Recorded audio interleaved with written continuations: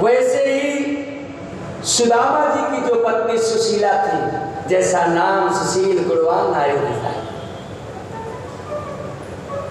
भिक्षा मांगते के लाते थे तब जाकर के पालन पोषण होता था। पहले ब्राह्मण क्या किया करते थे कि झोली बना करके घर घर घर आटा मांगने जाया करते थे। और ब्राह्मण को भिक्षा मांगने में शर्म नहीं करना चाहिए। ब्राह्मण भिक्षुक है, भूखा हो मांग के खाना चाहिए। लेकिन अब नहीं जाते क्योंकि अब कोई देता भी नहीं है साहब।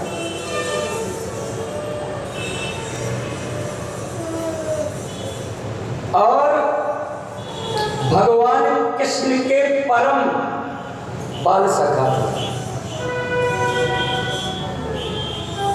एक ऐसा समय आ गया कि 15 दिन हो गए, एक अन्न का दाना किसी ने नहीं दिया साहब।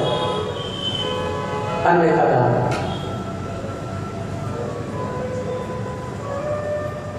राजा परीक्षित ने पूछा सुखदेव जी से भागवत में कि गुरुदेव, जो भगवान का परम मित्र होगा, जो परम मित्र होगा, वो गरीब कैसे हो सकता है? बोले उसने मित्र के साथ छल किया है, कृष्ण के साथ। बोले क्या छल किया है? सुखदेव जी ने कहा राजा परीक्षित से कि एक साथ सुदामा और कृष्ण गोकुल में पढ़ते थे साथ। एक दिन गुरु माता ने कृष्ण और सुदामा से कहा जाओ वन से लकड़ियां तोड़ करके ले आओ भोजन बनाने के लिए। आगे आगे कृष्ण भगवान पीछे सुदामा को गुरु माता ने बुलाया। बोले वहां तुम्हें भूख लगेगी, ऐसा करो ये भूंजे चने हैं, इनको ले जाओ और आपस में दोनों मित्र जो है खा लेना।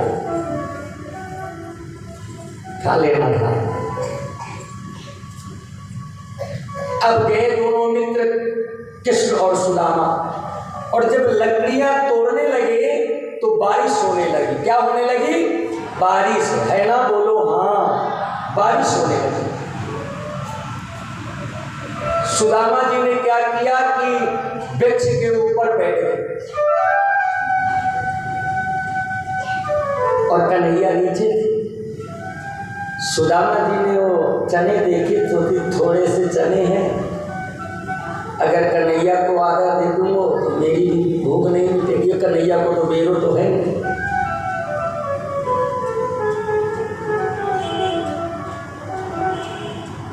और मेरे भक्तों, भगवान से कोई छुपा सकता है? परमात्मा ने कहा कि सुदामा ये बताओ, गुरु माता ने कुछ खाने को दिया है क्या? भूख बहुत लगी है। बोले ना, कुछ नहीं दिया। भगवान रोने लगे,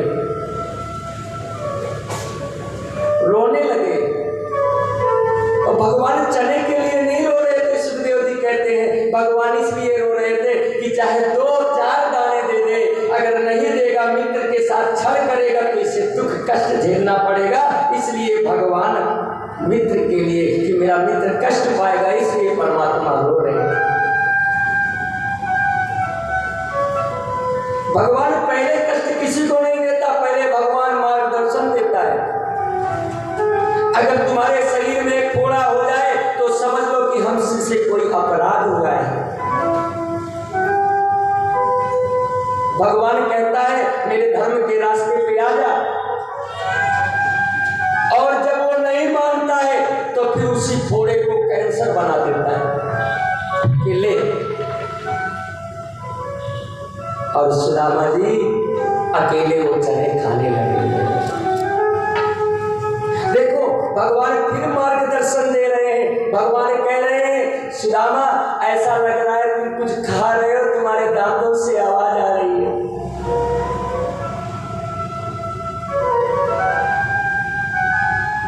सुदामा जी ने कहा, कन्हैया दांतों से आवाज तो आ रही है, लेकिन खाने की नहीं आ रही है। बारिश हो रही है ना, तो ठंड लग रही है ना, इसलिए ठंड के कारण मेरे दांत आपस में लड़ रहे हैं। और उसी दिन से मेरे भक्तों जाकर के सुदामा जी गरीब हो गए।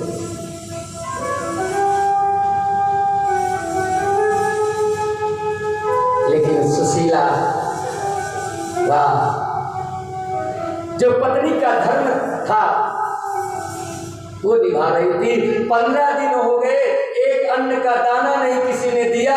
जैसे सुदामा जी जल पी करके रहते थे, वैसे ही सुशीला रहती।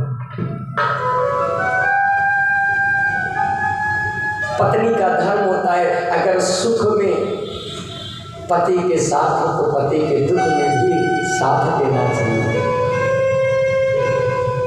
अगर उसके गरीबी आ जाए तो ये मत देखो कि पड़ोसी के 2 तोले के झुमके आए हैं, उसके पास स्क्रीन टच मोबाइल है, मेरे पास 700 का मोबाइल है। नहीं,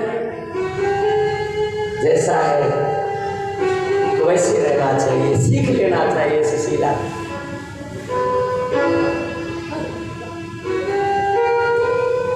काफी दिन हो गए और तुम सोचते हो 15 दिन हो गए, सुदामा जी ने, सुशीला ने एक अन्न का दाना नहीं देखा। तो मेरे भक्तों, वहां द्वारिकाधीश ने भी 15 दिन तक खाना नहीं खाया। मेरे भक्त पानी पी करके रहे। बोले मेरा जब मित्र, मेरा भक्त भूखा है तो मैं भी भूखा रहूंगा। अगर भक्त के अंदर, मित्र के अंदर संकट आता है तो भगवान भी उसी तरह रहता है जैसे उसका भक्त रहता है। एक दिन जब सुदामा जी वापस आए, फिर उसी तरह खाली झोली लेकर के आए।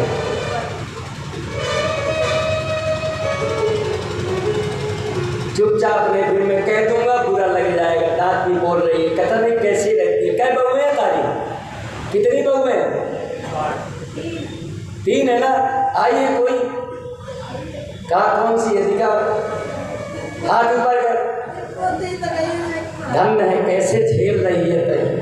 धन्य है भगवान जिसने तुझे पैदा किया है, उसको मैं यहाँ से प्रणाम करता हूँ कि ऐसी सास कैसे झेल रही है। तो मैं तो एक 10 मिनट में मेरे तो झेल नहीं पा रही हूँ।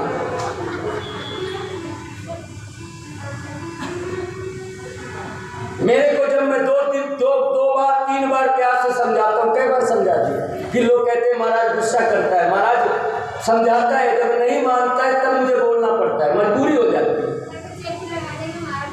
नहीं, अब नहीं बोलेंगे, प्रसाद लेना था, इसमें लिखा था आज भगवान ने,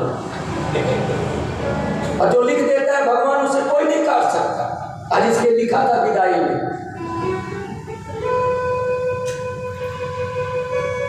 तो फिर सुदामा जी गए मांगने, इधर क्या किया भगवान ने, क्या किया, भगवान से रहा नहीं गया मेरे बच्चों। और जब भगवान से रहा नहीं गया तो भगवान स्वयं विप्र ब्राह्मण का रूप धारण करके सुशीला के द्वार पर पहुंच गए। सुशीला के द्वार पर पहुंच गए, भिक्षा मांगने लगे। सुशीला बाहर आए, बोले 2 मुट्ठी आटा दे दो। बोले महाराज 1 महीना हो गया, अन्न देखा ही नहीं कैसा होता। बोले तुम्हारे पति क्या करते हैं? बोले जो तुम कर रहे हो। जानते हो कि आज लोगों ने ब्राह्मणों को भिक्षा देना बंद कर दिया है। भगवान ने कहा देवी जल तो होगा? बोले हाँ।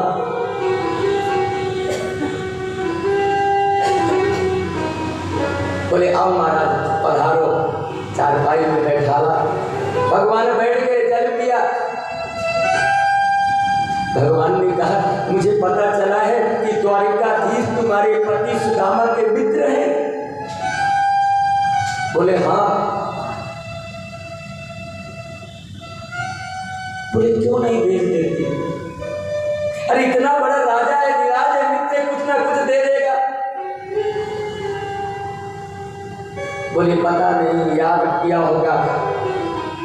बोले जब देवी मिले नहीं है तुम्हारे पति, जाए? अरे भाई जाएंगे तो कुछ नहीं मिलेगा, कम से कम मित्र से मिलके तो आए। और भगवान इतना ज्ञान दे करके भगवान चले गए। भगवान रास्ता भी देता है, अगर एक रास्ता बंद होता है तो दूसरा रास्ता भगवान खोलता है। सुदामा जी आए, सुखदेव जी कहते हैं बैठ गए, उसी तरह खाली हाथ आए।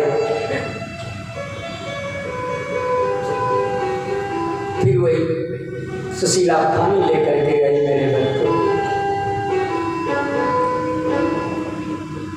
लेकर के आई, जल पिलाया और नीचे बैठ करके पैर दबाने लगी।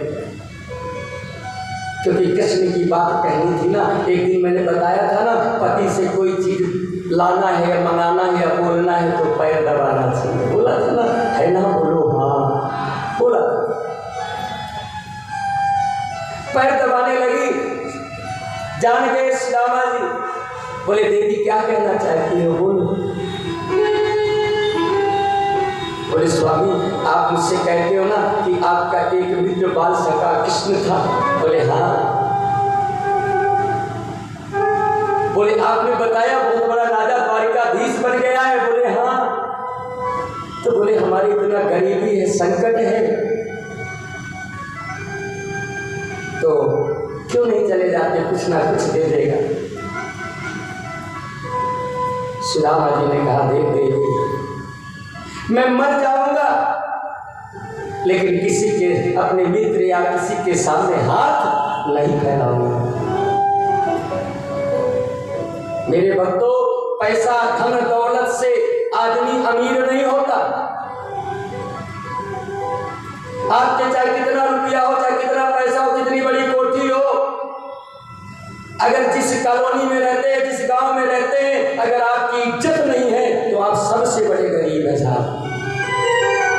और तुम्हारे पास खाने को नहीं है, कपड़े तन में नहीं है, अगर अपने गांव ना कॉलोनी में घूमते हो और सब लोग कहें दादी पाँव सुन, दादा पाँव सुन, इज्जत से बैठाएं, तो समझ लो तुम सबसे बड़े अमीर हो साहब। इज्जत होना चाहिए समाज में। बोले प्राण त्याग दूंगा लेकिन किसी के सामने नहीं हाथ फैलाऊंगा।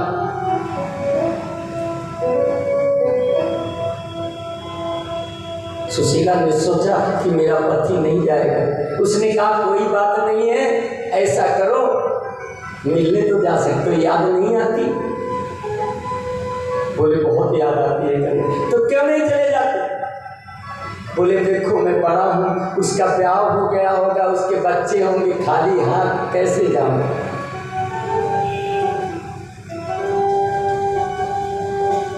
सुशीला ने कहा चिंता मत करो, क्या पसंद है उनको? बोले उनको तंदूर चावल बहुत पसंद है। सुशीला ने कहा स्वामी चिंता न करो, आस पड़ोस में कहीं से मांग के ले आती हो, 2-4 मुट्ठी चावल ले जाना। सुदामा जी ने कहा ठीक है जाओ ले आओ। गई, एक का दरवाजा खटखटाया, उसने दरवाजा ही नहीं खोला था। एक का दरवाजा खटखटाया, खिड़की खोली, बोले क्या है? बोले पहना 4 मुट्ठी चावल दे दे, मेरे पति द्वारिकाधीश से मिलने के लिए जा रहे हैं और वापस आएंगे, तेरा चावल वापस कर दूंगी। बोले बड़ी आई वापस करने वाली, पहले का तो दिया नहीं, आ गई मांगती, दरवाजा बंद कर दिया। जब समय खराब होता है ना मेरे बच्चों, तो अपने भी पढ़ाई हो जाते हैं, और जब समय अच्छा हो जाता है ना तो पढ़ाई भी अपने बन जाते हैं साहब। जब अपना घर का चूल्हा जलता है तो दुनिया भी साफ पूछती है। दुनिया आपकी गरीबी आ जाएगी, संकट आएगी, दुनिया मजाक उड़ाएगा, आपका साथ नहीं देगा। हो जो गरीब भाई है ना, और जो पैसे वाले भाई है, पैसे वालों के घर में बहन बेटी भी आती है और गरीब भाई के घर में वो भी नहीं आती साहब। उसके पास नहीं है, सोचिए क्या करेंगे, किराया फूक देंगे, 10 रुपया देंगे।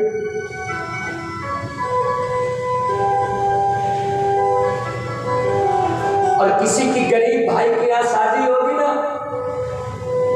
और बड़े के घर में शादी होगी तो फोन पर कर देगा, बड़े अगर पैसे वाला बड़ा भाई है कि फलाने तारीख को मेरे छोरे की शादी है, निभाने कोई नहीं आएगा, आ जाना। बोले हाँ भाई आ जाऊंगा। सोचती है बड़ो आदमी है, कभी 15-50 हज़ार की जरूरत पड़ेगी तो दे।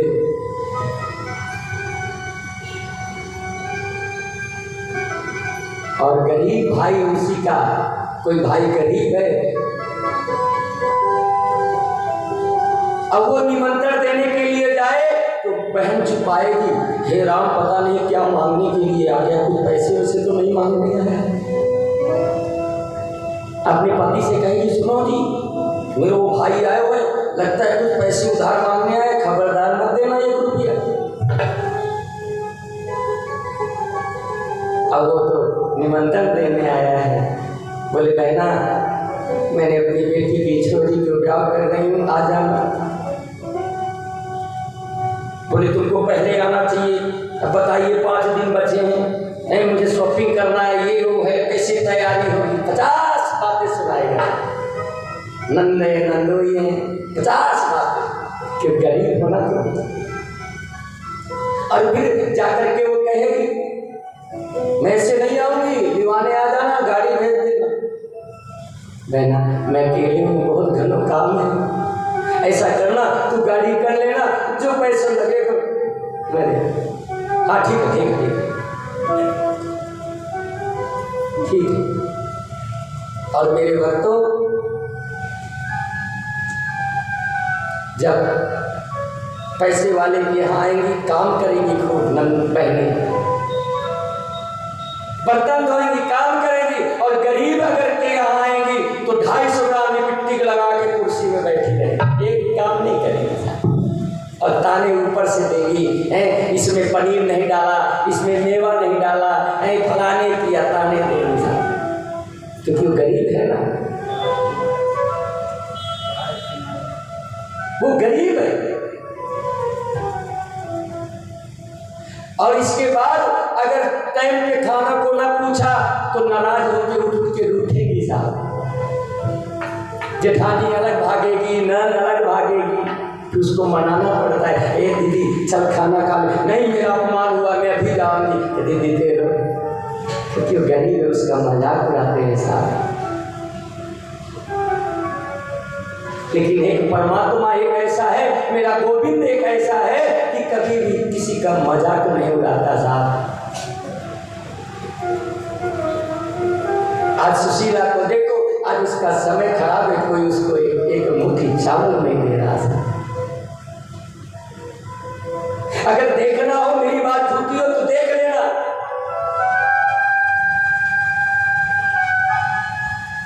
तुम घर से भोजन करके निकलना और अपनी यही कॉलोनी में घूमना, सबके घरों में जाना, तुम्हें लोग पूछेंगे अब बैठ जा, फलाने की माँ चाय पी ले, खाना खा ले, चाय नहीं पीती हूँ दूध ले लो, 20 लोग पूछेंगे। और एक दिन मन में विचार कर लेना कि आज मैं जाती हूँ अपने पड़ोसियों से घूमने, ए बहू आज मैं कुछ खा के नहीं जाऊंगी, बेचारों का मन बिगड़ता है, आज किसी घर में खा लूंगी, उस दिन तुम्हें कोई पानी को नहीं पूछेगा। अगर देखना है तो देख लेना जाकर, उस दिन कोई पानी को नहीं पूछेगा, क्योंकि जब घर का चूल्हा जलता है तो दुनिया साफ पूछती।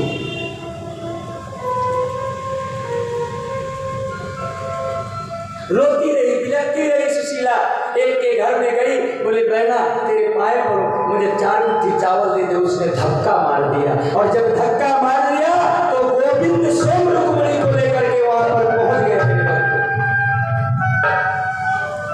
भेष बना करके बोले देवी उठो,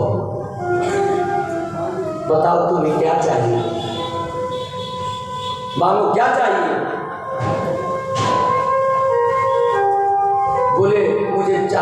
मुट्ठी चावल चाहिए। भगवान ने कहा आज जो मांगोगी सो दे दूंगा, 4 मुट्ठी चावल में क्या होगा। लेकिन पत्नी किसकी है साहब? सुदामा की। देखो अगर कोई देने लगे तो उतना ही लेना चाहिए जितने में अपना काम हो जाए। बोले देना अगर चाहते हो तो मुझे 4 मुट्ठी चावल दे। और देखो भगवान ने 4 मुट्ठी चावल में अर्थ धर्म काम और मोक्ष दे दिया था। लेकर के आई और लेकर के आने के बाद एक पुराना कपड़ा पड़ा हुआ था, उसमें बांध दिया। बोले लो स्वामी मैं ले आई हूँ, अब तुम जाओ।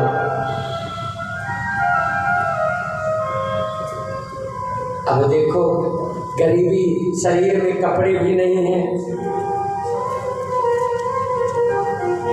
शरीर में कपड़े भी नहीं है और तन में और सर में पगड़ी नहीं है, लेकिन एक ही आस है परमात्मा से मिलने की।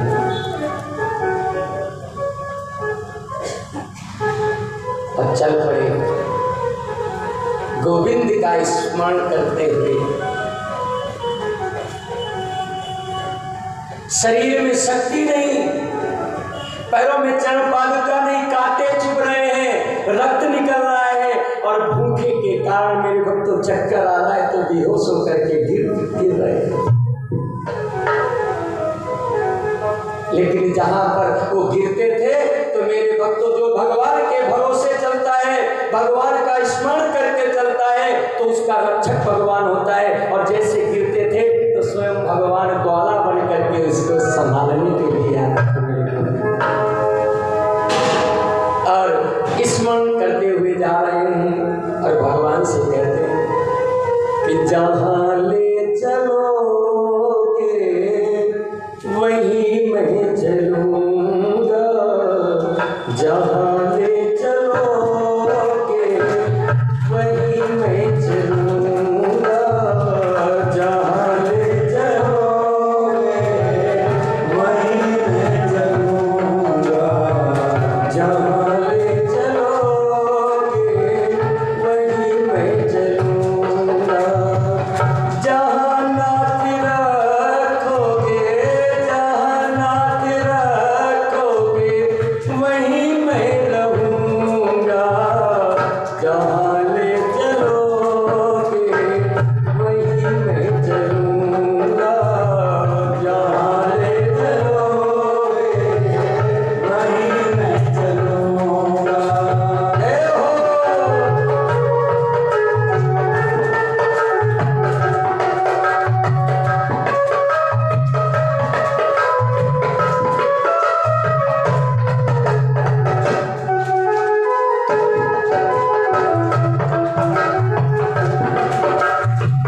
ना कोई उलझन, ना कोई अर्जी, ना कोई उलझन, ना कोई अर्जी, कर लो करा लो तुम्हारी जो मर्जी, कर लो करा लो तुम्हारी जो मर्जी, कहना भी होगा तुम्हीं से कहूँगा, कहना भी होगा तुम्हीं से कहूँगा, जहाँ नाथ रखोगे वहीं मैं रहूँगा, जहाँ नाथ रखोगे वहीं मैं रहूँगा, जहाँ ले चलोगे वहीं पे चलूँगा, जहाँ ले चलोगे वहीं मैं चलूँगा।